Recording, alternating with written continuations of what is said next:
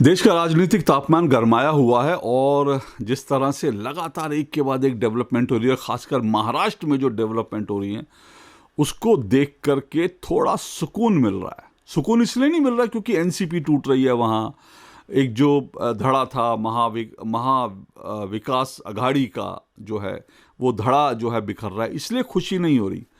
खुशी किसी और कारण से हो रही है और खुशी इस कारण से हो रही है कि ये जो भारतीय राजनीति में एक जो बीमारी बुरी तरह से जो भारतीय राजनीतिक दलों को जकड़ चुकी है, वो बीमारी है कि राजनीतिक पार्टियों पर बाप बेटे का कब्जा, राजनीतिक पार्टियों पर बाप और बेटी का कब्जा। ये जो कब्जे वाली जो बाप बेटे और बाप बेटी की पार्टी जो बनाकर रखने की जो परंपरा चल रही है ना, इस परंपरा को महाराष्ट्र से चुनौती मिल रही है।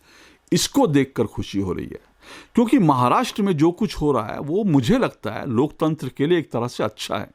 कुछ लोग कह सकते हैं कि भाई ये तो खरीद फरोख्त हो रही है, ये तो और बीजेपी जिनको भ्रष्ट कहती थी उनको एक बार फिर से अपने यहाँ शामिल कर रही है, तो ये लोकतंत्र के लिए अच्छा कैसे हो सकता है। ये करप्शन का मुद्दा तो देखिए, इस पर तमाम पॉलिटिकल पार्टियां मुझे लगता है एक ही जो है हमाम में सब लोग खड़े हैं, मैं तो ये मानता हूं। क्योंकि राजनीतिक भ्रष्टाचार की जब बात आती है तो चाहे वो शरद पवार हों या फिर जो है वो अजीत पवार हों या फिर बाकी जो नेता हैं, जो शिवसेना के नेता हैं, ये सब जो हैं वो सब एक ही थाली के चट्टे बट्टे मुझे नज़र आते हैं। क्योंकि एक ही नेता जब बीजेपी में होता है तो विपक्ष वाले कहते हैं अरे इसके ऊपर तो करप्शन के चार्जेस है, इसको बीजेपी ने कैसे ले लिया। और वही नेता जब विपक्ष के खेमे में चला जाता है तो विपक्ष वाले कहते हैं कि इसके खिलाफ जो जांच चल रही है वो जो है वो फर्जी है और ये जो है मैनिपुलेट करके चल रही है। तो ये तो राजनीतिक दांवपेच है, सब लोग अपने अपने हिसाब से चलते रहेंगे। और जब करप्शन की बात आती है तो इससे बड़ी अवसरवादिता क्या हो सकती है कि हम आज अरविंद केजरीवाल को, जो कल तक कहते थे कि मेरे जेब में जो है शरद पवार के स्विस बैंक अकाउंट का नंबर आ गया है, और जो कहते थे कि कांग्रेस के सारे नेता करप्ट हैं, शीला दीक्षित और जो है ये तमाम नेताओं को मैं जेल भेजूंगा, वो आज उसी कांग्रेस के सामने जब हाथ जोड़ के खड़े हो जाते हैं। लालू यादव जो कन्विक्टेड हैं भ्रष्टाचार के मामलों में, उन्हीं लालू यादव के सामने जाकर खड़े हो जाते हैं, हाथ जोड़ते खड़े हो जाते हैं, उनका समर्थन मांगते हैं, कांग्रेस का समर्थन मांगते हैं, तो फिर शरद पवार का समर्थन मांगते हैं जिनका स्विस बैंक अकाउंट वो जेब में लेकर घूम रहे थे। तो फिर मुझे लगता है करप्शन के मुद्दे पर बात करने के लिए कोई राजनीतिक पार्टी बची नहीं है। जब आम आदमी पार्टी का ये हाल है तो उसके बाद क्या बचा। तो ये सब मुद्दे तो मुझे लगता है कि एक राजनीतिक अवसरवादिता है जो करप्शन के मुद्दे उठा देते हैं। लेकिन जो बड़ी चिंता की बात जो मुझे लगता है वो ये है कि देश की राजनीतिक पार्टियों में ये जो मैं अध्यक्ष बनूंगा मेरी पार्टी और उसके बाद मेरे बेटे की पार्टी, मेरे बेटे के बाद मेरे बेटे की पार्टी, ये जो चलन, ये जो परंपरा है ना, इसको चुनौती मिली है महाराष्ट्र में। और मैं ये मानता हूँ ये डेमोक्रेसी के लिए अच्छा है और मैं ये मानता हूँ लोकतंत्र का ये अमृत काल है। कैसे, मैं आपको बताता हूँ।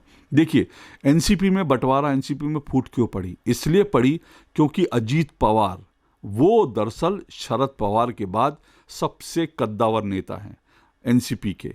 और अजीत पवार, शरद पवार के बाद अगर कोई नेता है जिसका जनाधार है महाराष्ट्र में तो वो अजीत पवार हैं। लेकिन अजीत पवार को दरकिनार करके, अजीत पवार जो नंबर 2 की पोजीशन में थे, शरद पवार ने कैसे उनको दरकिनार करके अपनी बेटी को आगे बढ़ाया, ये हमने देखा जब शरद पवार ने इस्तीफा दे दिया था। कैसे शरद पवार ने एक बड़ा नाटक खेला, उन्होंने कहा कि मैं इस्तीफा दे रहा हूँ। शरद पवार ने पहले इस्तीफा दिया, उसके बाद कहा कि नहीं, लोग कह रहे इस्तीफा वापस ले लेता हूँ, इस्तीफा वापस लेते हैं, पूरा नाटक होता है, और उसके बाद कहते हैं मैं कार्यकारी अध्यक्ष सुप्रिया सुले को बना देता हूँ, अपनी बेटी को बना दिया उन्होंने। ये सब क्या था? उनको अपनी बेटी को आगे करना था, इसलिए शरद पवार ने पूरा नाटक खेला। अब ये नाटक अजीत पवार जो शरद पवार के बाद नंबर 2 है पार्टी में, वो कैसे स्वीकार कर सकते थे? तो ये इसी कारण से उन्होंने एनसीपी को बांट के रख दिया और दिखा दिया कि एनसीपी की ताकत आज शरद पवार नहीं है, बल्कि आज एनसीपी की असली ताकत अजीत पवार है। तो अजीत पवार ने बाकायदा एनसीपी को इसलिए तोड़ दिया। तो ये एक अच्छी बात है। मुझे लगता है कि हर पॉलिटिकल पार्टी में जब एक बाप अपने बेटे को अपनी पार्टी सौंपने की या अपनी बेटी को पार्टी सौंपने की कोशिश करा तो उसको अगली बार से जो है अजीत पवार का चेहरा उसको याद आ जाना चाहिए कि उसकी पार्टी में भी कोई अजीत पवार हो सकता है। क्योंकि देखिए, देश की बहुत सारी पार्टियां, बड़ी सारी पार्टियां ऐसी हैं जो बाप बेटे या बाप बेटी के चक्रव्यूह में फंसी हुई हैं। आप देखिए, कश्मीर से आप शुरुआत कर दीजिए।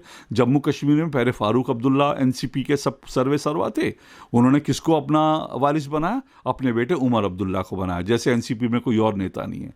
इसी तरह से मुफ्ती मोहम्मद सईद जो हैं वो नेशनल कॉन्फ्रेंस के वो जो है मुस्लिम पीडीपी जो है उसके सर्वा थे। उसके बाद उन्होंने किसको अपनी पार्टी की कमान दी? उन्होंने अपनी पार्टी की कमान सौंपी अपनी बेटी महबूबा मुफ्ती को। जैसे पीडीपी में कोई और नेता ही नहीं था।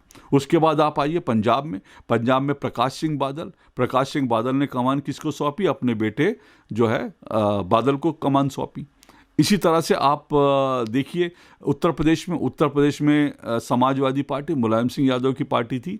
चाचा कितना जो है उठापटक करते रहे, लेकिन मुलायम सिंह ने बाकायदा बेटे के द्वारा दरकिनार करने के बावजूद, बेटे के द्वारा अपमानित करने के बावजूद कमान किसको सौंप के गए? मुलायम सिंह यादव अपने बेटे अखिलेश यादव को। इस तरह से देश में तमाम पॉलिटिकल पार्टियां, कांग्रेस इसका सबसे बड़ा उदाहरण है।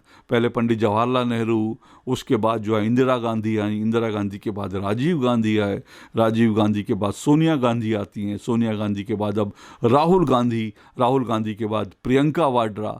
और इसी तरह से आप महाराष्ट्र में दूसरी पार्टी आप लीजिए। महाराष्ट्र में शिवसेना इसका सबसे बड़ा उदाहरण है। शिवसेना जब तक बाला साहब ठाकरे थे, तब तक ये माना जाता था कि बाला साहब ठाकरे के जो स्वाभाविक उत्तराधिकारी हैं वो कोई और नहीं हो सकते, बल्कि वो राज ठाकरे हो सकते हैं। लेकिन हुआ क्या? बाला साहब ठाकरे ने पार्टी किसको सौंपी? उद्धव ठाकरे को सौंपी। और उसके कारण जो है शिवसेना बढ़ गई, राज ठाकरे अलग हो गए। और उद्धव ठाकरे पार्टी को चलाने की काबिलियत नहीं रखते। उद्धव ठाकरे में राजनीतिक सूझबूझ का अभाव है। ये साफ तौर पर दिख गया जब उन्होंने कांग्रेस और एनसीपी के साथ जाके सरकार बना ली। ये वही कांग्रेस के साथ उद्धव ठाकरे ने सरकार बनाई जिसको लेकर कि सिर्फ, मैं उस शब्द का माफ़ी चाहता हूँ इस्तेमाल कर रहा हूँ, लेकिन आपको समझने के लिए ज़रूरी है कितना गंभीर मसला है, कि बाला साहब ठाकरे ने कहा था कि सिर्फ हिजड़े ही कांग्रेस के सामने और सोनिया गांधी के सामने झुकेंगे। तो बाला साहब ठाकरे एक तरफ इतना कड़ा शब्दों का इस्तेमाल करते हैं कांग्रेस को लेकर, और उद्धव ठाकरे जो है वहाँ पर जाकर कांग्रेस के सामने नतमस्तक होते हैं। नतीजा क्या हुआ? नतीजा ये हुआ कि उद्धव ठाकरे की शिवसेना टूट गई। तो ये जो हुआ कि उद्धव ठाकरे बाल ठाकरे के बाद शिवसेना संभालेंगे, उसको लेकर विद्रोह हुआ शिवसेना में। शिवसेना के लोगों ने साफ संकेत दे दिया कि उद्धव ठाकरे में बाला साहब ठाकरे का जो रूल करने का जो कुछ काबिलियत थी उसमें उनका पूरी तरह से उसमें उनका 10% भी नहीं है। और इसलिए जो है शिवसैनिकों ने बाला साहब ठाकरे की जो शिवसेना से उसको तोड़ दिया, क्योंकि वो बाप के बाद बेटे को स्वीकार करने के लिए विधायक लोग तैयार नहीं थे।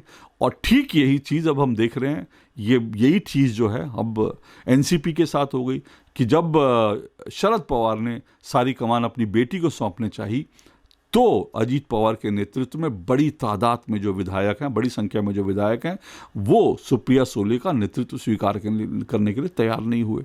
तो ये जो चुनौती मिल रही है, ये जो चुनौती पॉलिटिकल पार्टियों के अंदर जो डेमोक्रेटिक जो कुछ उठापटक चलती है, उसको लेकर के जो चुनौती जो मिल रही है, मुझे लगता है ये अच्छा संकेत है। और आने वाले दिनों में मैं उम्मीद करता हूँ कि इसी तरह से जो अन्य पॉलिटिकल पार्टियां हैं, वहाँ भी जो ऐसे नेता हैं जिनकी रीढ़ की हड्डी है, वो इस तरह के फैसलों को चुनौती देंगे। क्योंकि शिवसेना में तो बाकायदा लोगों ने ये भी देख लिया कि पहले बाला साहब ठाकरे, उद्धव ठाकरे, और उद्धव ठाकरे जो अपनी कमान जो आदित्य ठाकरे को सौंपने के लिए तैयार हो गए, जिनको लेकर के अभी ये भी नहीं मालूम कि उनकी राजनीतिक समझ क्या है, उनका जनाधार क्या, कोई नहीं जानता। लेकिन आज आदित्य ठाकरे को बढ़ा दिया गया। इसी तरह से हम दक्षिण भारत में भी देख रहे हैं, करुणानिधि, उसके बाद स्टालिन के बेटे अब तैयार हो रहे हैं। तो मुझे लगता है ये परंपरा हिंदुस्तान में ख़त्म होनी चाहिए, टूटनी चाहिए, कि एक व्यक्ति जो है उसने अगर पार्टी बना दी तो उसके बाद उसका बेटा बेटी, उसकी बहू या फिर उसका जो है भतीजा भतीजी वही उसके उत्तराधिकारी होंगे। बाकी जो नेता हैं वो सब चप्पल उठाने वाले हैं, दरी बिछाने वाले हैं। ये सोच जो है ये लोकतंत्र की सोच नहीं हो सकती। इसलिए मैंने कहा महाराष्ट्र में जो कुछ हो रहा है मैं न सिर्फ उसका स्वागत करता हूं बल्कि मैं उसको एक शुभ संकेत मानता हूं।